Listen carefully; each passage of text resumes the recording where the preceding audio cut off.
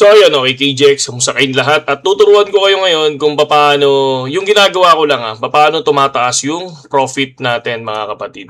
Okay? So, syempre punta muna tayo dito sa spot muna. Pakita ko lang sa inyo yung spot trade natin kanina. Ay yung binigay nating TA kahapon.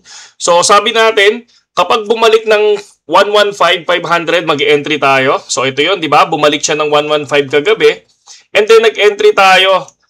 Nakuha natin yung take profit dito. So, nasa ang ating ebidensya mga kapatid. So, ang ating ebidensya ay syempre tulad ng sinabi ko, nandoon talaga sa channel natin dito kay Mark Lerma. Yan. So, pinapakita natin dito. Wait lang. So, yan siya ha. October 14, 2025, kaninang umaga yan. And then, nakapag-TP tayo sa area na yan. Okay, good morning. Okay. So, 32 ang nakita natin. Tama? So, ngayon, papakita natin ngayon yung ating profit sa kanya kanina. Makikita ba dito yung story? View story. Ito. Okay? So, ito yung kanina. So, 71%, 48%. Manat natin ulit. So, ayan, 116% and 59%. Ito yun. From 115,581 to 112. Okay? So, ngayon, pakita natin ngayon. I-exit natin yan. Paano ba yung ginagawa ko ngayon na profit, no? Kung paano tayo magko-profit ng malaki, no? Sabi nga natin, nakilala ako sa 20% profit. Pero sa video na to, syempre gusto ko lang ipakita sa inyo kasi nilabas ko kanina sa Telegram kung saan ulit ako papasok. Okay? Or sa Facebook page. Ang sabi natin, doon is papasok ako sa 110. Ayan. Dito sa area na to. So, yan. Yan. Yang 110 na yan. Diyan ako pumasok ngayon. 110, 200 nga yan eh.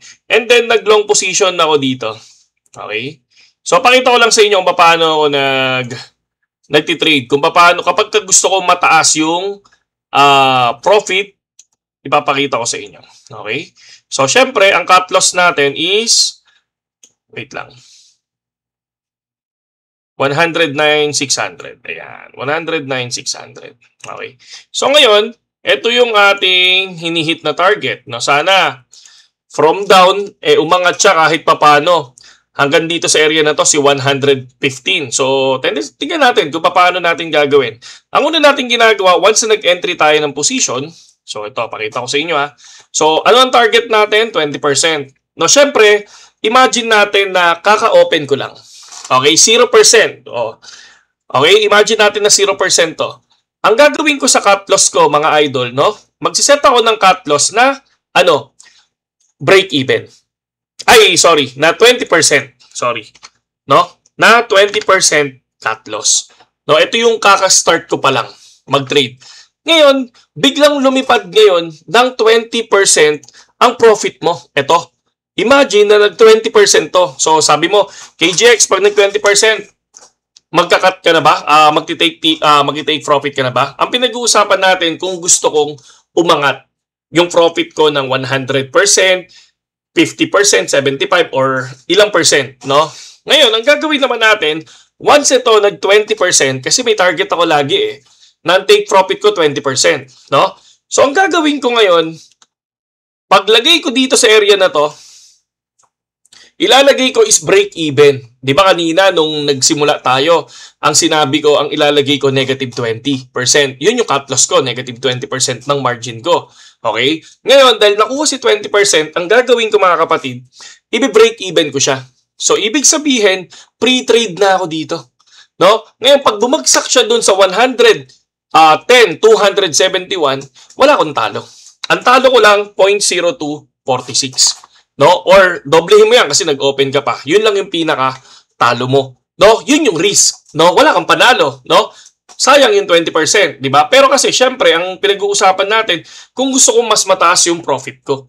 Diba? So, ngayon, paano ka KGX profit? Step by step yan. Ngayon, dahil 35% na to mga kapatid, dahil nakita natin 35% o 34%, ang gagawin ko dyan mga idol is ikakat ko siya ngayon ng positive 20%. So ngayon, ito si 111 na to ay gagawin na, si 110 na to, gagawin natin na, I think, nasa na ba ako ngayon? 111. So, 23%. 110, 900. So, 110, 900 ang gagawin natin dyan. 110, 900. So, 19%. Okay na yan. Kukonfirm ko yan. So, pre-trade na ako dyan. Okay? So, ngayon, kahit bumagsak yan, nakuha ko na si 19%. Profit na rin ako ng 19%. Diba? So, ganoon ang gagawin natin. Ngayon, lumipad pa to. Nag 50%. Diba? Anong gagawin mo kay GX? Ang gagawin ko, magtitipi naman ako ng 30%. No? Magti-take profit naman ako dyan ng 30%. So, ngayon, mag-a-adjust ka dito, hanapin mo yung 30% na profit mo. So, ganun din yun. Kunyari kay GX, nag 100%. Gusto mo pa ba nung diretso, 150%? So, ang gagawin ko, magkakat ako ng 70% sa take profit ko. Step by step yan. Hindi ko gagawin, mga kapatid, yung tipong cut loss lang ako. Hindi ganun. Ang kailangan ko lagi, dapat meron akong profit. Yun yung kailangan ko. Yes, hindi ako perfect trader. Papakita ko sa inyo yung ating port. No, hindi ako ganoon kasi minsan lahat tayo may sakit eh. Ako may sakit ako na na talagang totally na tawag dito na overconfident, no? So talagang totally wasak na wasak ako minsan talaga, no? So ngayon, syempre, punta tayo sa future account natin. So sa future account, makikita natin dito syempre yung ayan yung profit ko ngayon 6,000. So ito lang siya. Ito, yan oh. So ngayon kung titingnan natin to from day 1. So far ngayon, kung mapapansin natin, sa 7 days natin 8,000 tayo. 8,000 profit. So ito siya ngayon, ito yung profit natin 6K, 800, talo tayo ng 851, talo tayo ng 146, talo tayo ng 368. Okay? So ngayon, kung titingnan naman natin to, saan ba?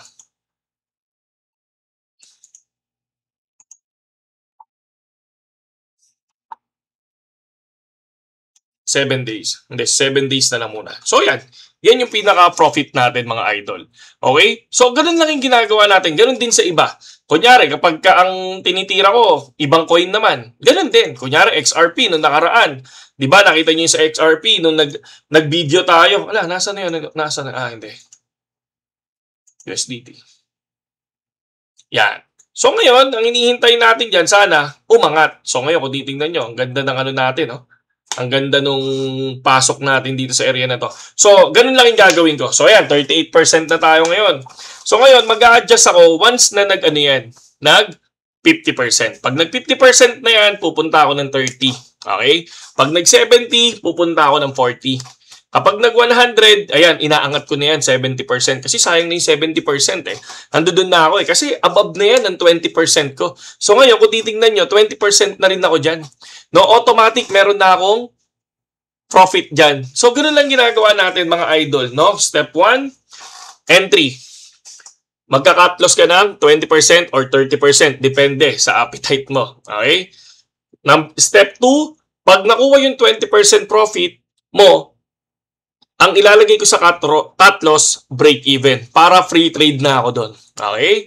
So ngayon, 30%, no? Nag 35%.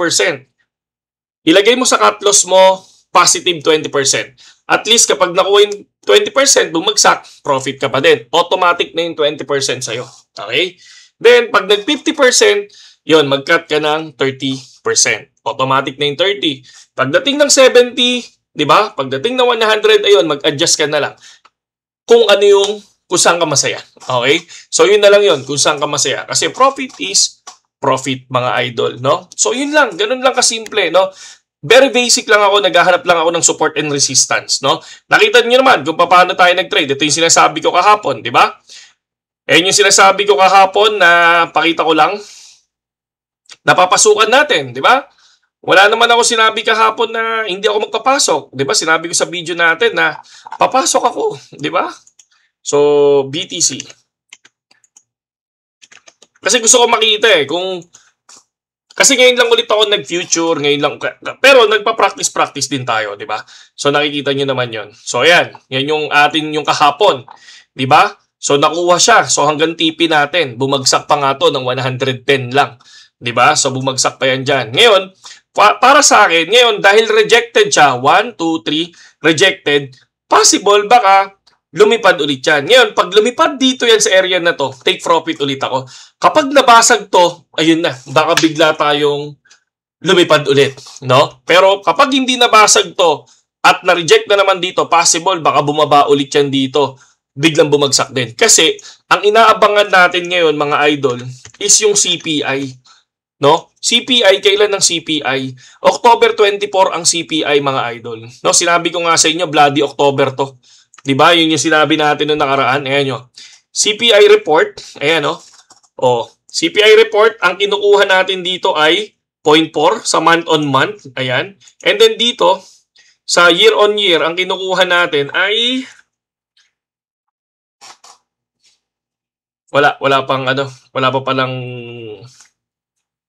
pang binibigay. Pero yan, 24. And then, ano pa yung mga hinihintay natin? No? October 30. October 30, ito yung hinihintay ng lahat dahil marami nagsasabi na magkakaroon ng laglag ng interest rate. Ito yun, federal funds rate. So, ito madugo to, no? Ito yung tipong dapat may cut loss ka, okay? Kasi bakit? Kapag ito nag-negative, dahil alam ko 4.25 tayo, ayan, 4.25 from 4.50. Kapag yan, umangat ulit ng 4.50, laglag yan. Laglag yan, mga kapatid. At ang inaalala ko dito, syempre, yun lagi kong tinitingnan na time frame. Yung 1 month time frame. So, ayan siya.